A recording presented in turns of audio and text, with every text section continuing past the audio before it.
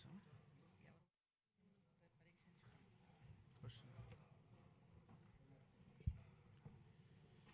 ఇప్పుడు ప్రశ్నోత్తర సమయం.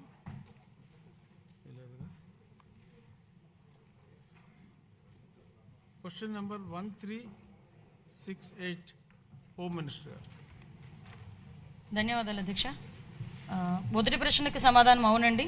ఆంధ్రప్రదేశ్ ఒడిశా సరిహద్దుల వెంబడి ఉన్న అటవీ మరియు కొండ ప్రాంతాల కారణంగా రోడ్డు మార్గం ద్వారా గంజాయి అక్రమ రవాణాకు సంబంధించి చెదురుమదురు సంఘటనలు నమోదయ్యాయి.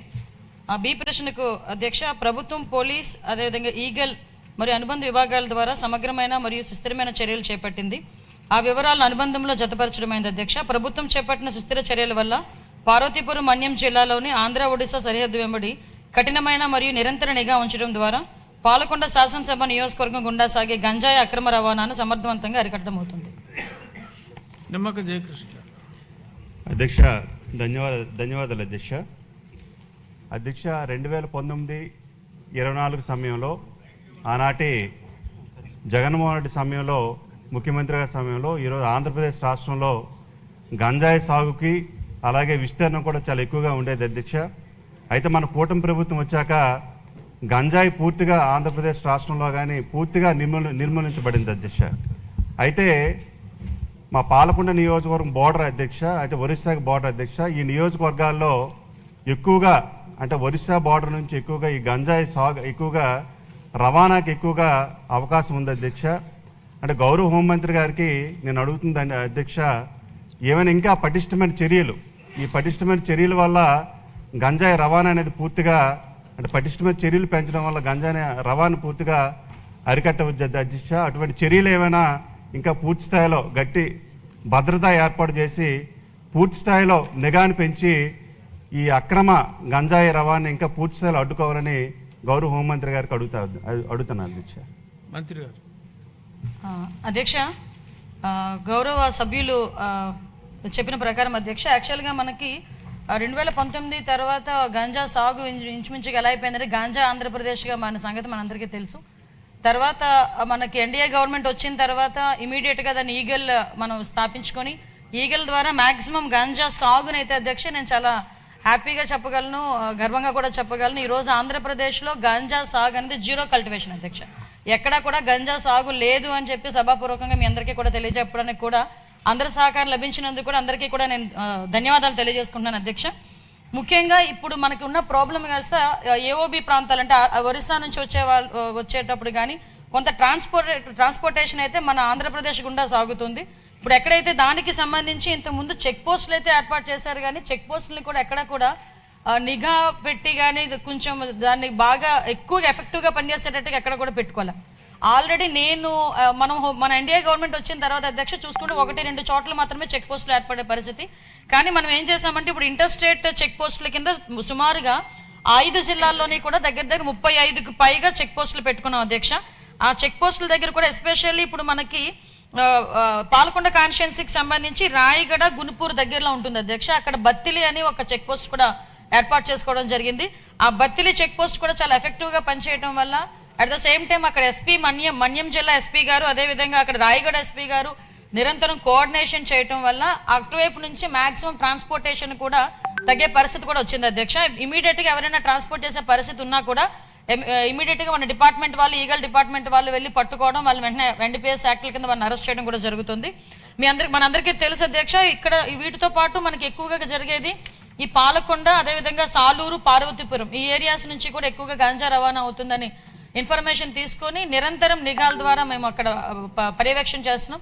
At the same time drone surveillances, CCTV surveillances up to highway వరకు వచ్చేటంత వరకు మాక్సిమం అంతా కూడా సీసీటీవీ సర్వైలెన్సెస్ పెట్టుకోవడం వల్ల ఎక్కడైనా కూడా రీసెంట్గా నాకు తెలిసి నిన్నగాక మొన్న 100 కేజీలు గాంజా కూడా పట్టుకోవడం జరిగింది అధ్యక్ష. అంటే ఎక్కడ కూడా ట్రాన్స్పోర్టేషన్ కూడా ఈ జిల్లాలు దాటి బయటకు వచ్చే పరిస్థితులు కూడా లేకుండా ఇమీడియట్గా చేయడం జరుగుతుంది. అదేవిధంగా అక్కడ అవేర్నెస్ ప్రోగ్రామ్స్కి కూడా అధ్యక్ష ఇంచుమించుగా ఓన్లీ ఈ మన్యం జిల్లా, అంటే ఉత్తరాంధ్రకి సంబంధించిన 5 జిల్లాల్లోని దగ్గర 47 డ్రోన్స్ని కూడా వైజాగ్ రేంజ్లో 47 డ్రోన్స్ ఎస్పెషల్లీ గాంజా కల్టివేషన్ మీద, గాంజా ట్రాన్స్పోర్టేషన్ మీద ఒక సర్వేలెన్సెస్ కూడా నడుపుతున్నామని చెప్పడానికి కూడా హ్యాపీ ఫీల్ అవుతున్నాను అధ్యక్ష. ఈ మనం చూసుకుంటే అధ్యక్ష, ఇప్పుడు మన గవర్నమెంట్ వచ్చిన తర్వాత నుంచి ఇప్పటి వరకు కూడా 5 జిల్లాలకి సంబంధించి 1423 కేసులు నమోదు చేయడం అయింది అధ్యక్ష. 762 వాహనాలు సీజ్ చేయడం జరిగింది. అరెస్ట్ అయిన వాళ్ళు 3515 మందిని అరెస్ట్ చేశాం.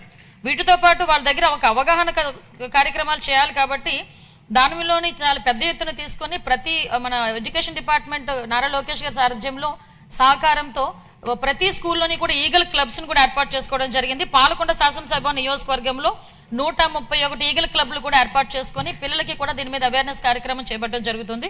అదేవిధంగా అధ్యక్ష, మన్యం జిల్లా మొత్తం చూసుకుంటే 493 ఈగల్ క్లబ్స్ ఉన్నాయి అధ్యక్ష.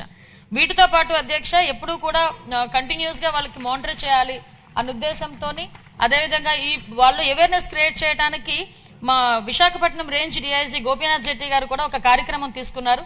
పాయక్రోపేట టు ఇచ్చాపురం అభ్యుదయం అని చెప్పి ఒక సైకిల్ యాత్ర, కంటిన్యూస్ గా సైకిల్ యాత్ర చేస్తూ ప్రతి గ్రామాన్ని కూడా టచ్ చేసుకుని అవేర్నెస్ ప్రోగ్రామ్ తీసుకుని వెళ్లారు అధ్యక్ష. ముగింపు కూడా మన ఇచ్చాపురం శాసనసభ్యులు అశోక్ గారి ఆధ్వర్యంలో చాలా మంచిగా జరిగింది. ఒక పక్క అవగాహన కార్యక్రమాలు, ఒక పక్క సర్వేలెన్సెస్ రెండు కూడా కోఆర్డినేట్ చేసుకుంటూ, అవే కాకుండా ఇంటర్ స్టేట్ కోఆర్డినేషన్ తో కూడా మనం ముందుకెళ్తూ ఈ ట్రాన్స్పోర్టేషన్ అనేది అరికట్టడానికి కూడా మేము కృషి చేస్తున్నాం. దానికి కూడా అందరినీ కూడా సహకరించాల్సిందిగా కోరుకుంటున్నాం. సప్లిమెంటరీ ఏమన్నా ఉందండి? ఎవరు కాదు, వేరే వాళ్ళకి కాదండి. వాళ్ళు కొంచెం మైక్ ఇష్యూ ఉంది కాబట్టి. జయకృష్ణ గారు, ఇంకేమన్నా అడిగేది ఉందా మీరు? సప్లిమెంటరీ. హోమ్ మినిస్టర్ గారు అద్భుతమైన హోంవర్క్ చేసుకుని వచ్చారు, చాలా బాగా చెప్పారు. Question number 1174 Nara Lokesh. అధ్యక్ష, మొదటి ప్రశ్నకి సమాధానం అవునండి, రెండో ప్రశ్నకి సమాధానం అవునండి, మూడో ప్రశ్నకి సమాధానం అవునండి, నాలుగో ప్రశ్నకి సమాధానం వివరాలన్నీ అనుబంధంలో జత చేయటమైనది. శ్రీమతి గౌతు శిరీష్. ధన్యవాదాలు అధ్యక్ష. గత ప్రభుత్వం పాఠశాలల విషయంలో అస్తవ్యస్త నిర్ణయాలతో నాడు నేడు పేరుతో అనేక అక్రమాలకు పాల్పడింది అధ్యక్ష. వాటి కారణంగా నేటికి కూడా అనేక పాఠశాలల్లో నిర్మాణంలో ఉన్న భవనాలు, మరుగుదొడ్లు కానీ వారికి మంచినీటి సౌకర్యాలు కానీ పూర్తి కాలేదు అధ్యక్ష.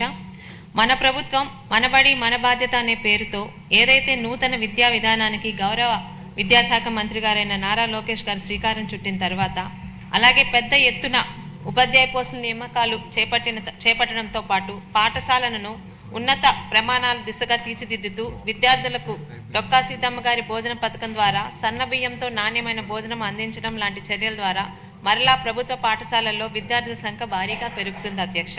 అయితే భవనాలు, తరగతి గదులు పూర్తి కాకపోవడం వల్ల అసంపూర్తిగా ఉండిపోయిన పనులను సత్వరం పూర్తి చేయవలసిందిగా విద్యార్థులు, వారి తల్లిదండ్రులు మరియు ఉపాధ్యాయుల దగ్గర నుంచి వస్తున్న విజ్ఞాపనను సదరు మంత్రి గారి దృష్టిలో పెడుతున్నాను అధ్యక్ష.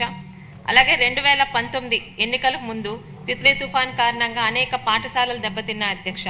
వాటిని నాటి చంద్రబాబు నాయుడు గారి ప్రభుత్వం యుద్ధ ప్రాతిపదికన పనులు పూర్తి చేసినప్పటికీ కూడా వాటి యొక్క బిల్లులు తెలుగుదేశం పార్టీ సానుభూతి పరులు అని ఆ తర్వాత వచ్చిన ప్రభుత్వం వాళ్ళకి పే చేయలేదు అధ్యక్ష.